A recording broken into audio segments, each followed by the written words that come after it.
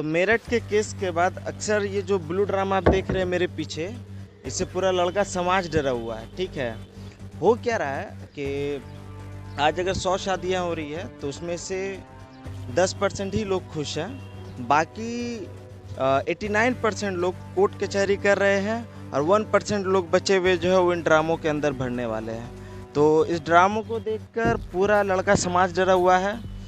हम नहीं डर रहा भाई, क्योंकि अभी तक अविवाहित इंसान है, शादी नहीं हुआ है, तो ऑब्वियस सी बात है ना मैं इन ड्रामों में हूँ ना मैं कोर्ट में हूँ। क्योंकि ये ड्राम जो है, अगर आप यहाँ जाने से बच गए तो खुश होने वाली कोई बात नहीं है, क्योंकि आने वाले कुछ दिनों में अगर आप 90% लोगों में हैं तो हो सकता है आप कोर्ट में पाए जाए।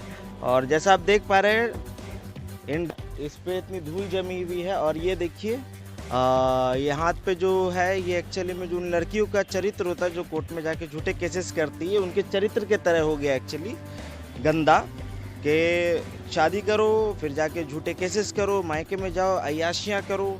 सब लड़कियां नहीं करती कि, और इन सब लड़कियों के चक्कर में क्या होता है ना कि जिसके साथ असल में गलत हुआ है उसको इंसाफ नहीं मिलता है। क्योंकि लोग आज के दौर में भी ये समझते हैं कि ये एक मजाक है, लोग झूठे केसेस करना आम बात है, तो जिसने सच में किया उसने भी झूठे किए होंगे, और जो असल में विक्टिम उसे इंसाफ नहीं मिलता है।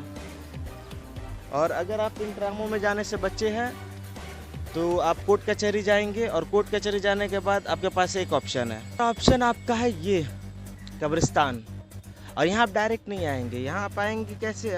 आपको 10 साल 15 साल या 5 साल एटलीस्ट कोर्ट कचहरी के चक्कर खाने होंगे, क्योंकि आपको मोटिवेट होना है सुसाइड करने के लिए। जब आपको, तो उसके लिए आपको कोर्ट जाना बहुत ज़रूरी है, समझे सर? लेकिन हमारे यूपी के संत कबीर नगर से बिलोंग करने वाले बबलू भाई ने ना तो ड्राम में जाना स्वीकार किया, ना ही कोर्ट जाना स्वीकार किया। उन्होंने कहा कि नहीं, मैं एक अलग रास्ता अपनाऊंगा। तो उनके हिसाब से जब उन्होंने अपनी पत्नी को उसके बॉयफ्रेंड के साथ पकड़ा तो उन्होंने तय किया कि वो एक अलग रास्ता चुनेंगे। तो उनके पास 2 रास्ते थे, या तो अपनी बीवी पे केस करके वो अपनी बीवी को एक अपॉर्चुनिटी देते कि हाँ आप भी मुझ पे केस करो, मेंटेनेंस का केस करो, डीवी का केस करो, और उस चीज़ को घसीटो, और मे भी 10 साल बाद लड़के को इंसाफ मिल भी जाएगा। लेकिन जो स्ट्रगल होगा 10 साल का, लड़का खुद टूट जाता है 10 साल में एक्चुअली।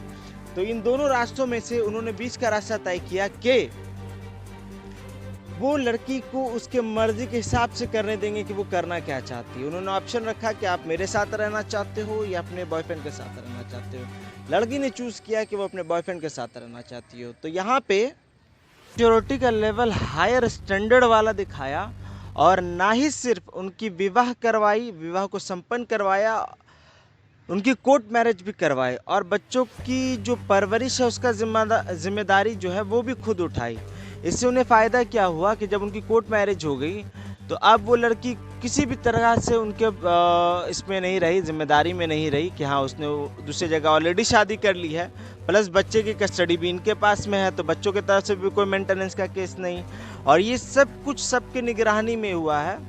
तो मोस्टली चांस है कि लड़की अब केस नहीं कर सकती। लेकिन हमारा कानून ऐसा है कि भैया जी उसे मौका मिलने दो और एक अच्छा वकील मिलने दो, उसी भर के दे रही है। लेकिन अब क्या है ना कि ये चीज़ इतनी ज़्यादा होने लगी है कि लोग मैच्योर होने लगे हैं, अनटिल अनलेस हमारा कोर्ट भी मैच्योर हो जाए और ये तय करे कि उन्हें आगे क्या करना है। क्या इसी तरह इन टाइप की लड़कियों को जो अपने शौक़ के लिए, अपने बॉयफ्रेंड के लिए घर छोड़ देती है, परिवार छोड़ देती है और अपने मायके में जाके बस जाती है, और उनकी माँ, उनके बाप और उनके भाई भी उनको सपोर्ट करते हैं कि हाँ नहीं कोई दिक्कत नहीं, पति था छोड़ दिया, उससे मोहब्बत है, तो उसे चाहिए कि उसके साथ ही जोड़ दिया जाए, ना कि कोर्ट जाके केस किया जाए और लड़के को परेशान किया जाए और उससे पैसे ऐंठे जाए। और ये रिवाज हो गया है, जिस रिवाज को ख़त्म करने की हमें और आपकी ज़रूरत है। तो मर्दों को बचाओ, ड्राम में जाने से भी और कोर्ट में भी जाने से। बेटी बचाओ बेटी पढ़ाओ तो ठीक था, हमने बचाया और पढ़ाया भी, और ये हमारा कर्तव्य है कि हम आगे भी करें, ये हम किसी पर एहसान नहीं कर रहे हैं। लेकिन मर्दों की जो रिस्पॉन्सिबिलिटी है वो निभा ही रहे। ऑब्वियस बात, जिस तरह का एक मिसाल इन्होंने दिया है, अब जो हमारी समाज की रिस्पॉन्सिबिलिटी, जो हमारे कोर्ट की रिस्पॉन्सिबिलिटी, जो हमारे सरकार की रिस्पॉन्सिबिलिटी है, उन्हें भी चाहिए वो इस रिस्पॉन्सिबिलिटी को उठाए और मर्द जात को भी बचाए, जो मर रहा है, जो परेशान हो रहा है, जो पीड़ित हो रहा है मर्द होने के बावजूद। धन्यवाद।